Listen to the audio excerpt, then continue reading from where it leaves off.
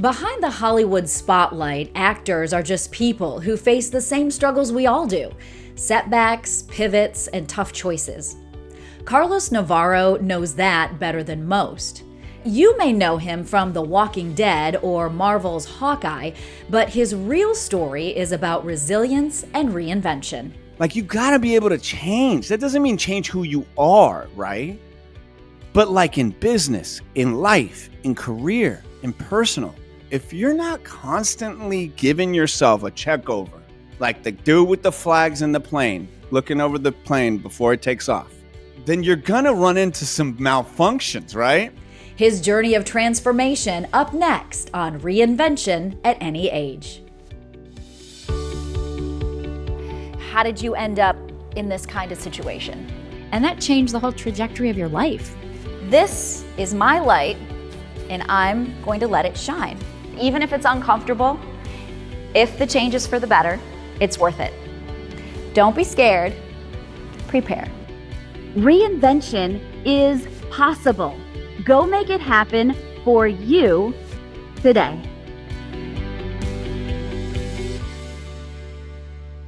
Thank you so much for joining me on this episode of Reinvention at Any Age. I'm Amy Sweezey, and I am passionate about helping you navigate through your reinvention. You may recognize my guest today from his role as Alvaro on The Walking Dead, or as part of the Tracksuit Mafia on Marvel's Hawkeye series. He's also co-hosted a popular morning radio show in Orlando and appeared in Prison Break, Netflix's Bloodline, among many other TV shows and movies. To the outside world, Carlos Navarro is an actor, creator, and all-around great guy. But what many don't know is that Carlos has had a long road with multiple reinventions to get to where he is today. Now, some of those reinventions were his choice, some good and some bad, and some reinventions were out of his control. Please welcome Carlos Navarro to the podcast. Hey, Carlos, thank you so much for being here. Amy, you just encapsulated my life in a beautiful way. I like how you said that. You said some were his choice, a lot were not. Yes. And that's what happens with reinventions, right? So Yes. I want to just start at the beginning if we can. Before we talk about your multiple reinventions, can you just share a little bit about your childhood? Where were you born? Where you grew up? Just give us a little brief rundown of your life as a youngster. I was born in the mean streets of Flushing, New York. How you doing? 1980, to a Peruvian dad and a Cubana mamita. Okay, Alicia Navarro and Cesar Sí. Navarro. Sí, I'm Amy. Te me gusta eso, Amy. And I have a older sister. We were born in New York. We moved over like a lot of New York people do and Hispanics do. We started in New York and then we migrate to Florida somehow. And then, basically grew up here since about 86. And so I kind of really consider myself like New York state of mind, but like Floridian. And then really just always wanted to be in entertainment one way or the other, and started doing little films and stuff. Started film school at Valencia, which had a really good film program. This is like around 99 and 98. And then I started at the old real radio in 99, which, was like the peak years of really radio and kind of TV and a lot of big medias. Anyway, so started acting kind of, and next thing you know, here I am many years later. So as a kid, English is actually your second language, right? Yeah, which is crazy to think. I really don't I don't think about it that much, but yeah, like because I just grew up with everybody speaking Spanish around me. So yeah, I had to learn it that was a second language. Yeah. And you started radio at 17? 17. Were you Yeah. still Because in high school? I was just out of high school, because in New York, they start school early or later. And then my birthday was a December one. I guess we're getting the 23andMe here. And yeah, I was on this crazy radio show at 17. And so talk a little bit about that, how you got that acting bug. Was it something that came out of the radio jobs? Did you have the acting in your blood first and then went into radio? Well, actually, the first thing I had in my blood was watching movies, kind of escapism. And so for sure, no, radio was never in the plans. Radio was never like I was a radio guy. I liked radio. I had fun, but actually how I got the job was my mom was like, Carlos, she's from New York, and she was, Cuban, Carlitos, they're hiring at the radio station. And I think you could do something. I was like, I don't know what radio, what I want to do with that. And she said, well, why don't you just check it out? And next thing you know, I'm on the radio show. So I was really wanting to kind of make movies. Well, I want to come back and talk about your acting career, of course, in a little bit, because you've done so many amazing things. But first, if we can just chat a little bit about some of those tough times. I know that you've been very open about your story and your struggles, and you were arrested several times in the past. I know alcohol was a huge problem. So tell me about that first arrest. You were really young, still in high school when that happened. Yeah, Amy, it's something I hadn't thought about in quite a long time. And yeah, I was going down pretty bad road. I would say, obviously, whenever you get arrested in high school, it's not like, hey, he's valedictorian, obviously, I was, I was drinking then. And anytime you're drinking during school hours as a senior, you're probably going to get into some trouble. I didn't have a lot of things holding me back mentally. I was like, I had this bizarre thing. Like, yeah, I'm going to be in entertainment. I'm going to work in entertainment. I'm going to be just in this back set of my mind. And then I got arrested. And then I was on probation during school.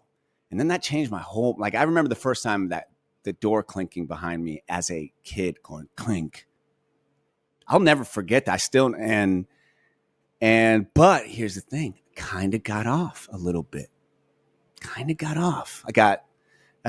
really haven't thought about this in forever, but I'm just the reason I kind of maybe reverted, it was it was some terminology, some legal terminology, because I'd never gotten in trouble before. I was like, okay. And I think in the subconscious was like, maybe I can get away with this.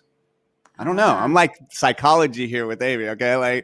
And then I got in trouble again with another fight. And this was when I was 20, but I was drunk again. I still wasn't old enough to drink. And then the worst one was when I was 23 or 4. Yeah, 20. And that was against a former friend of mine, Drew Garabo. And that was very bad. Could have been a felony. So I still think about it. And I'm like, ooh, because I don't think about him that much, Amy. And I'm like, ooh, it's heavy, man. It's heavy. Well, and a lot of times I think when someone's arrested, that's kind of their wake up call, right? It's that, like you said, those doors clinking. That's your holy crap. What am I doing with my life? Come to Jesus moment. Do you feel like you had that sort of revelation? Or, for a little bit, but then it seems but then there's another arrest and then there's another arrest.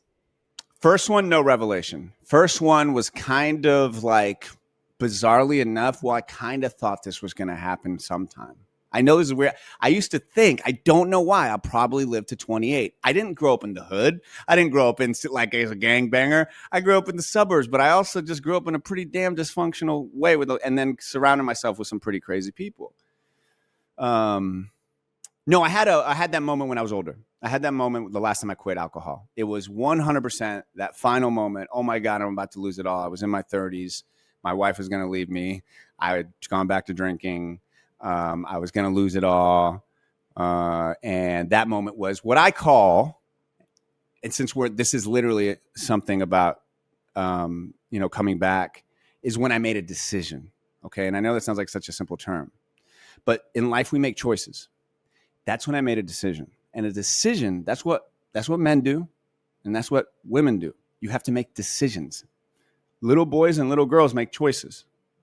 And that's what I was living like. I was living like a little boy. I was like, I can party, I can this, I can that. And all the things that were coming down were adult. And so when I made that decision, because I was like, oh my God, here it is.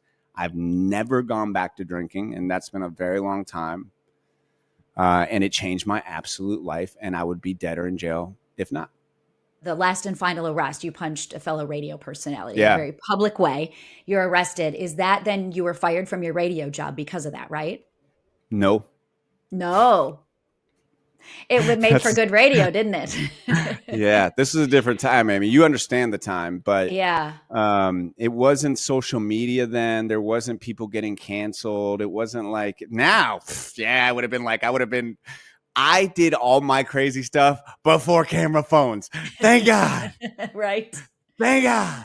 I quit drinking. I quit the stuff like that before social media really popped off, because I would have been like a modern, viral hate, because just my image would have been so bad. I just would have looked so crazy and it would have been everywhere. And yeah, Drew had fans and And the way I can talk about this is because we've made up, and it's like he talks about it, I talk about it. But quite frankly, no. When I didn't get fired, and they thought of every single way to keep me on the radio.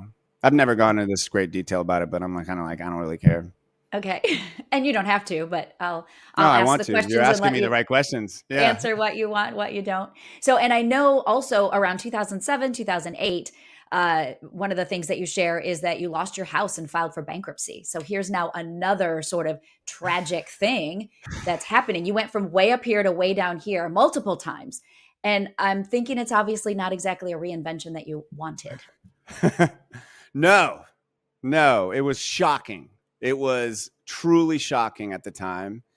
And it was 2007. And remember that was our big recession, 2007, 2008, like it's such a funny thing to think about now. But like, if you bled red blood and you could talk and walk into a bank in the early 2000s, you could buy a house.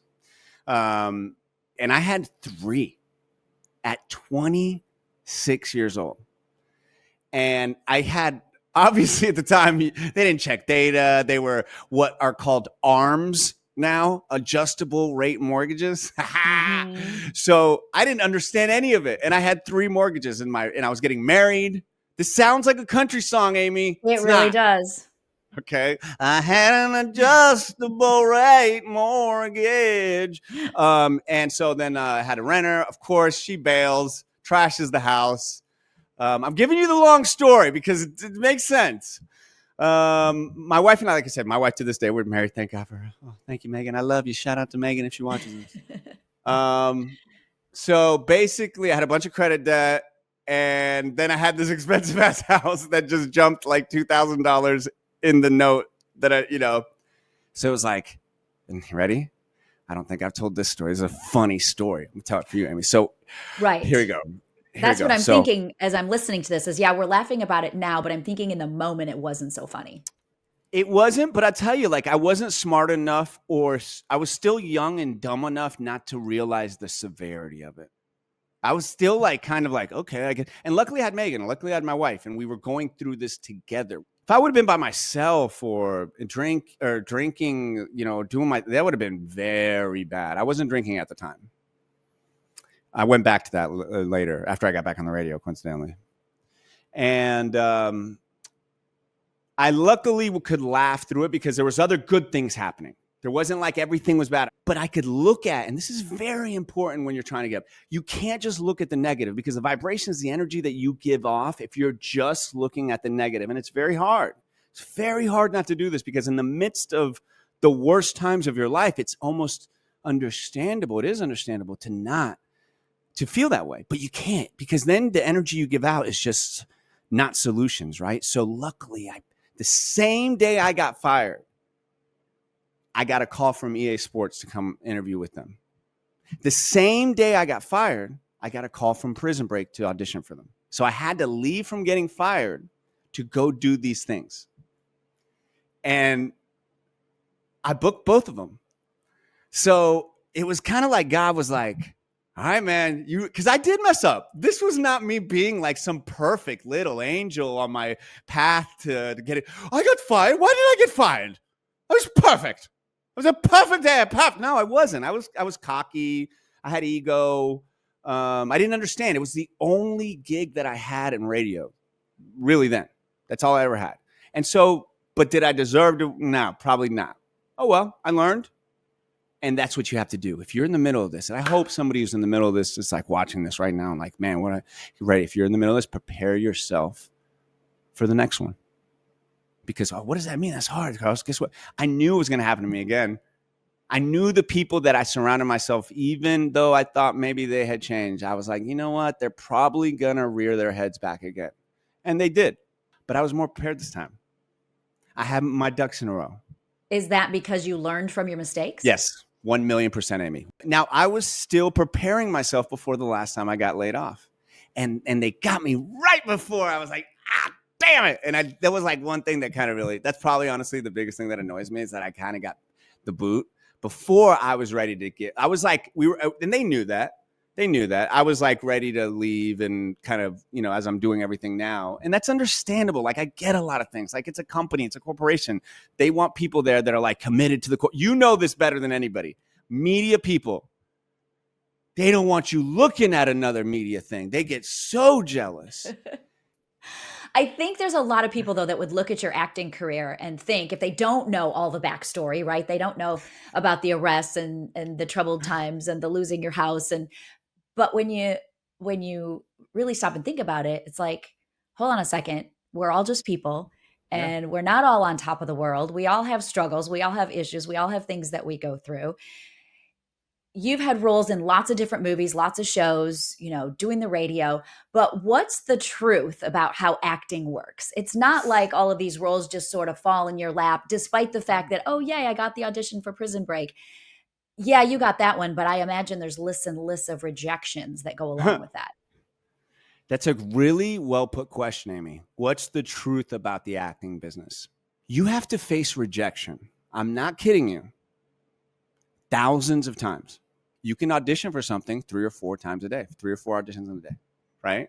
So when an actor books, ready, a commercial, Amy, that is for Nasonex, and they're walking and they got Nasonex and a flower flies out of their nose, right?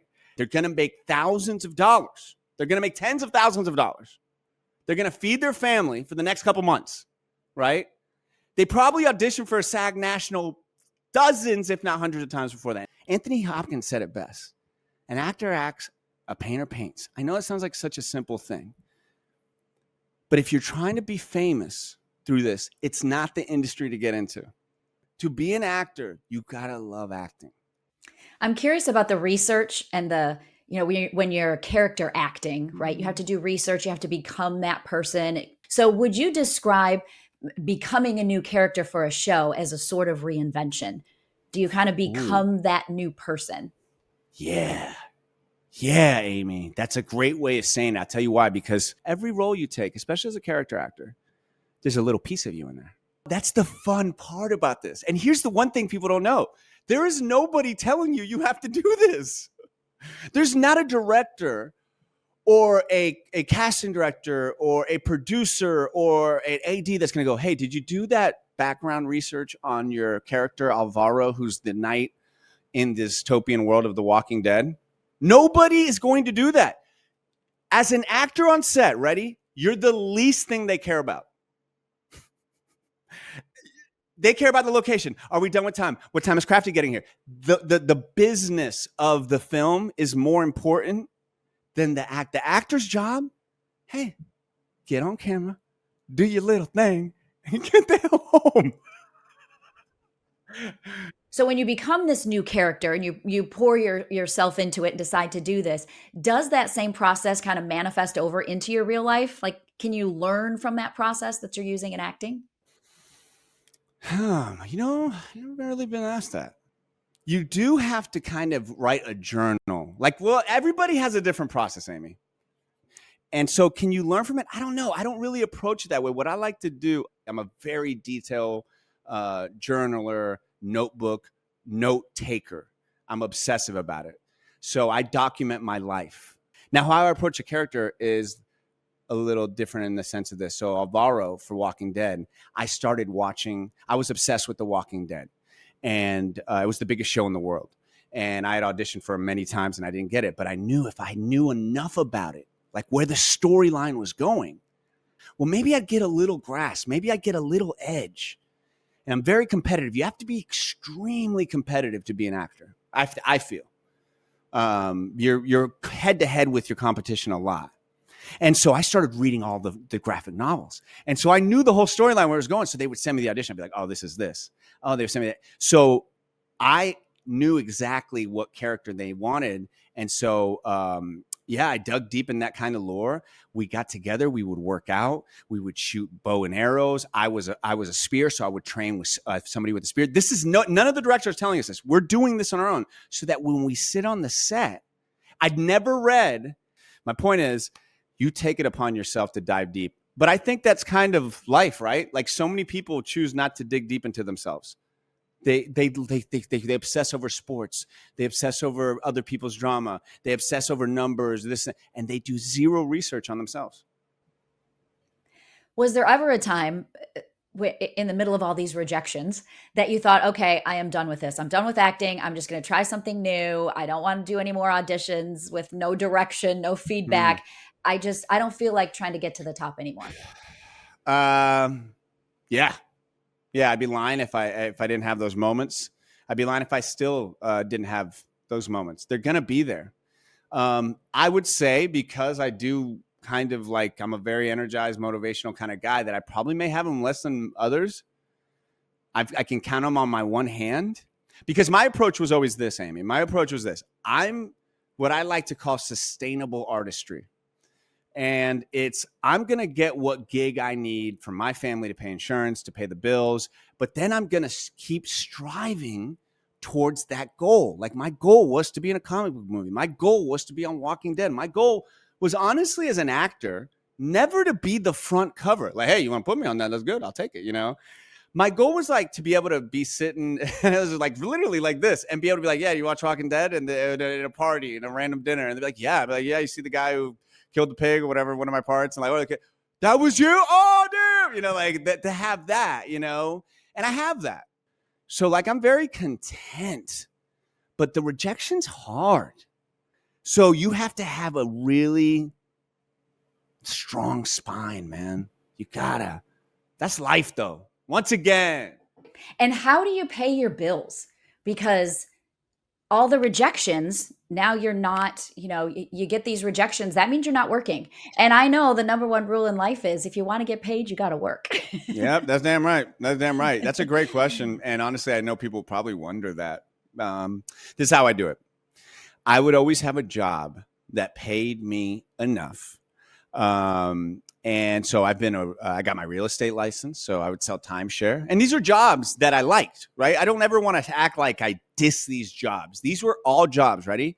If you're, and since this is the show for this, you're in the midst of it, right? You're in a job that you're like, why am I doing this? These were all jobs I was like, I was not expecting to sell slicers in a Kmart dressed as a chef, on Black Friday, but I did it.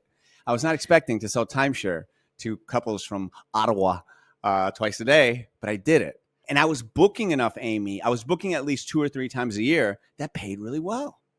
So I was getting, if I was going years and years without any type of booking, that would have been difficult. But luckily, I would get like a couple a year that were like, cool, I get a SAG National. Ooh, I booked this.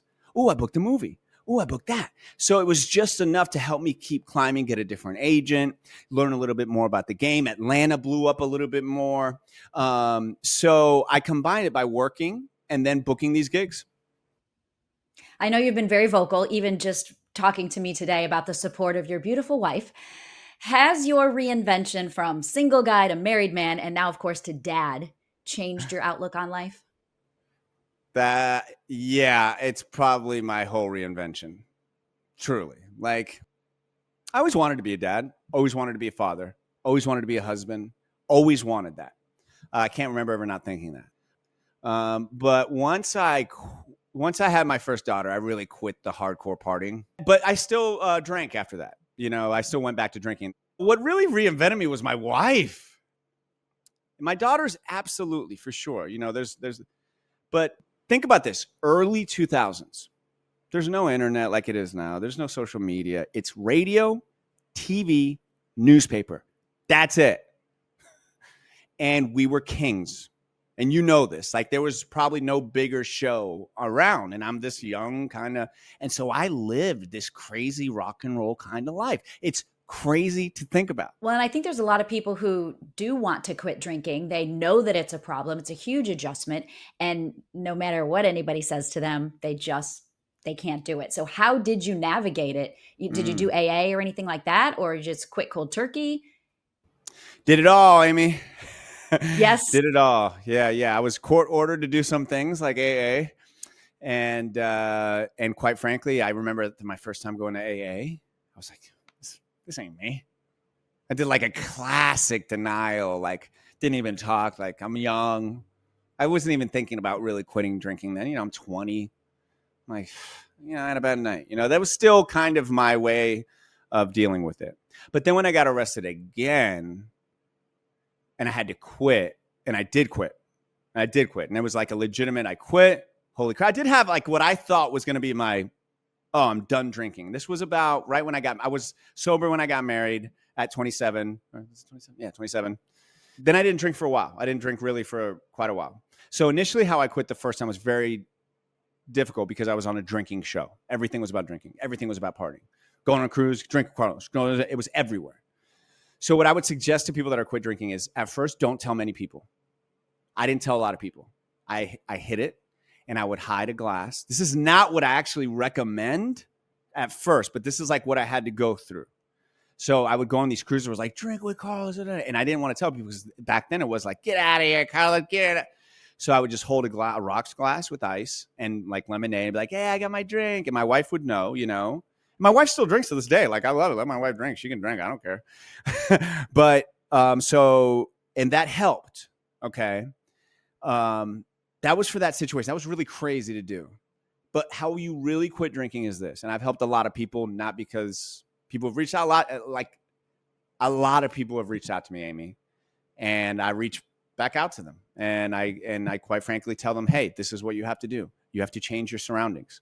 You have to stop hanging out with the people you're hanging out with. You have to throw away all your dishware. You have to throw away that chair that you sit in and drink.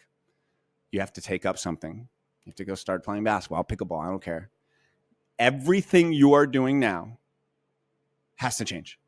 It is life or death. I'm very serious about it. And if you don't, and some people who do it, they never go back to drinking. And then I see some others that went back to drinking and their life is hell. Alcohol is a devil's juice. I know that sounds so gross, but it's so prevalent in our society. And in so many cultures, they don't even talk about alcoholism. It's just the way it is. And it's killed many of people in my life. So I know it's hard. It's hard trying to get sober, but I think especially when you're in the public eye, do you feel like there's this added layer, right? That everyone's there watching you, especially if they know, and sometimes it feels like they're waiting for you to fail. And that's this extra layer of difficulty. So I know there's a lot of people that say real horrible things about me. I mean, like horrible things. Like when you work on a radio show, or when I did work on a radio show, or you get this constant text messaging in of like, you've done the show before. I think you've hosted the show, so you see the text messaging. And racist, bigoted, nasty people that know real personal things about you. My kids' names, know, and when I'm pretty vulnerable. I put myself out there because I really feel that I've been put on this earth to communicate, whether that's funny stuff, whether that's my trials and tribulations, whether that's one-on-one. I really feel God put me on this earth to do that, and not in like this righteous way. So what is your advice to others who find themselves on a path that they don't want to be on, whether it's alcohol, whether it's, something with their job, maybe they're had to file for bankruptcy with their house. Can you just talk about the steps that you took for reinventing yourself that might be helpful to others? Yes. Thank you. So the steps that I took was I had to be honest with myself. I was messing up. You can't be doing all that stuff. Be like, what? I was living my life perfectly. And be honest with yourself. Like, you got to be able to change. That doesn't mean change who you are, right? But like in business, in life, in career, in personal, if you're not constantly giving yourself a check over, like the dude with the flags in the plane, looking over the plane before it takes off, then you're going to run into some malfunctions, right? So I think if you're going through something right now, you have to, take accountability. But here's the real important thing. You can't be your worst critic either. After you take the accountability, all right, so mine was pretty easy to see. Hey, Carlos, when were you messing up a lot? Oh, yeah, when you're drinking. Okay, so let's quit drinking. I quit drinking. Wow. Never got arrested again. And then the second one was I didn't know anything about finances. So bankruptcy, I had 3 houses at 20-something years old. Okay, so then look for the solutions, not stare at the problem. Okay? You can't be, I lost my house. Oh, I lost my, okay, that's happened. But why did that? What is the goal you need to do and be at to not let that happen again? Well, I knew I wanted to get at a level of acting. So when I got fired, I was starting to act and really do it and got on Prison Break or whatever. So I was like, all right, I'm really going to go all in and do that, but I have to have another business. And so my wife and I started a photography company. This was in 2007. Okay. This was when you actually needed a photographer at an event. Not everybody had their cell phones out, right? So this is crazy, Amy, because look at how it works out now. I have two of the top studios later, right? I started as a photographer because I bought, this is going to age me. And whoever knows this is going to feel ready. I had one credit card left. It was a Circuit City card. So I was like, yo, baby. I didn't even know what camera to get because it wasn't the internet to look up fast, like, or chat GPT to ask, hey, what do we got? So I just went in and quite frankly, I bought like really actually the only camera I could afford that was the $500 limit that we had. And I bought a DSLR with a flash and I learned how to build a website and I put up Photography by Navarro and my wife and I started it together. So these are the points, right? You got to have goals and you got to think big. You just hit low. You just hit the lowest, right? So why not think big? So there are people on this earth that are waking up with wars on their doorsteps. And I say doorsteps because they're not battling. They're not like on army fatigues. They're regular people. They're just like you and me. And I don't care if it's in Poland or Gaza or Sudan or Detroit, not to just like randomly pick a city, but there are people every day that wake up that have nothing. Nothing. And it, not because they were bad, not because they made mistakes like you and I or anybody who makes mistakes that leads us to but be lucky that you have the ability to make that change, right? Like Les Brown says, if you have the ability to look up, then you can get up, right? It's a great point. And man, too many people lose sight of that. Mm-hmm. The worst battle we will ever face is in our minds.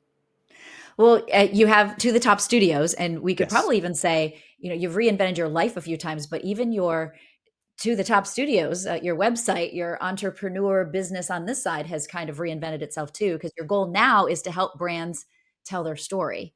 Yes. Are you applying some of the lessons that you learned working in films now to this new business adventure? 1,000,000%. The great thing that I learned working behind the line, in front of the line in film is that there is a set thing of a structure. If you're 20 years old, I'm sorry. I feel bad for you in a sense. You can't understand the magnitude of what it is to really do something without understanding what it was before. And that's what I bring to the table. And I really did have to reinvent myself in the sense of like, quite honestly, give myself the credit. Because I was always like very scared of giving myself the director title. I was always very scared of like, a studio. Steven Spielberg has always been my idol. Universal Studios is like, and so I've always been, and then, I'm like, I looked in the mirror. I was like, I got to be older to be a director, Amy. I got to be older. And I looked in the mirror. I got my beard going. I got my grades. I'm like, well, I kind of am that guy. And so that's where I'm at. That's now, to answer your question, I have 17 brands and companies and actors and businesses that I'm working with just telling their story. And they're all different, from a Montessori school to an up-and-coming rapper. And I have all that knowledge. Now, if you asked me to repair a car, you handed me a wrench, you said, do a formula. You said, Amy, you said, Carlos, I need you to do this weather report. I'm going to go, I don't know, Amy. This scares me. But this world, this whole media world and the age, and you know this because you're taking advantage of it now by doing exactly what we're doing now. It is the roaring 20s. It is the roaring 20s of entertainment. I know people don't understand that. But A lot of people don't, but you can make your own world. This is our own little sideshow here. This is our own little, hey, and you can build your own world here. And that's what you're doing. And that's what I'm doing. And owning your own business is not for the weak. I mean, it is hard to be your own boss, right? Especially when you're responsible for a family. So Yeah. what is your advice to others who are maybe working in a corporate job and they want to start their own business, maybe do something like we're doing, but they really don't know where to begin? You have to pay respect to what you're doing. So you have to be doing what you're doing. But then you got to get that other plate spinning. Now, that doesn't mean sacrificing everything that you're doing right now. Okay. Like, screw the corporate job. No. That means you got to plot out a goal. This is, Amy, as you know, basically everybody in the world right now. Okay. They've got something going that they love, but something is calling them that they want to grow or at least check out, right? At least like, will it work? And so what you have to do is you have to feed that one every day. And I'll tell you how you do it. I'm not selling you a notebook, but this is mine. And I am meticulous. You don't have to be meticulous, but you have to have something that you can use as your Bible, for lack of a better word. I write out all my days. I write out my goals. I'm constantly checking on them. Jim Rome said it best. What is not measured cannot be managed. Plain and simple. So what I'm saying in this sense, Amy, is you have to be meticulous almost and be obsessed with your passion. Where would you be today if you hadn't been arrested, lost your house, gone through this whole sobriety path? Do you feel like that fire was necessary to walk through in order to sort of force these Carlos reinventions? 1,000,000%. It's something I thought a lot about, still going through it, Amy, building your business, 100% making money off of your business of a studios is difficult, to say the least. So as much as I may sit here and promote myself, if you will, I guess, it's not easy. So it never ends. It never ends. Like, it's just how much you're willing to allow to take you over. So, I think if that never happens, let's say I live a more calm, passive life. Let's say maybe I quit. Let's say I don't get arrested, but I quit drinking, right?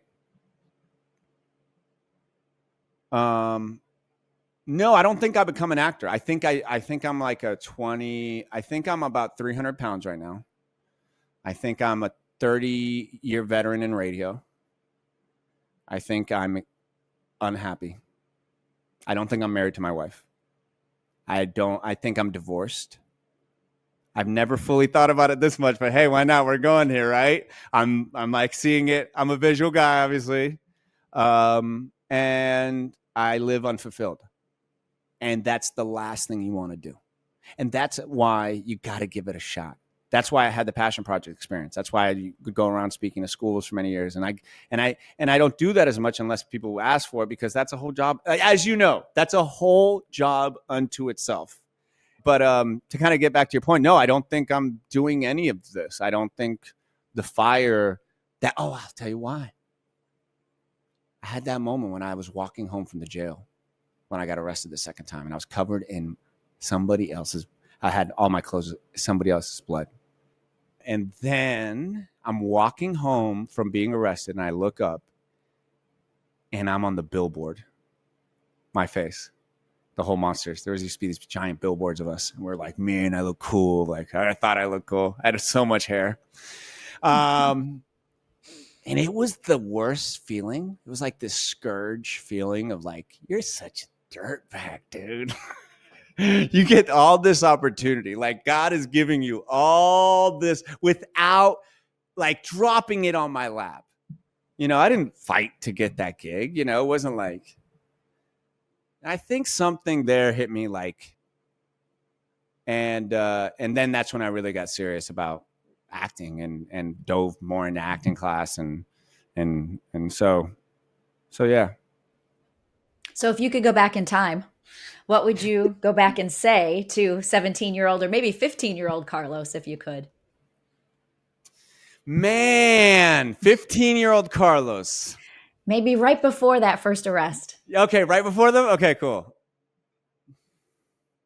Now, can I ask some more? Is it this is it 44-year-old actor Carlos? Everything that I've done now, and I get to go and I get to talk to him at 15.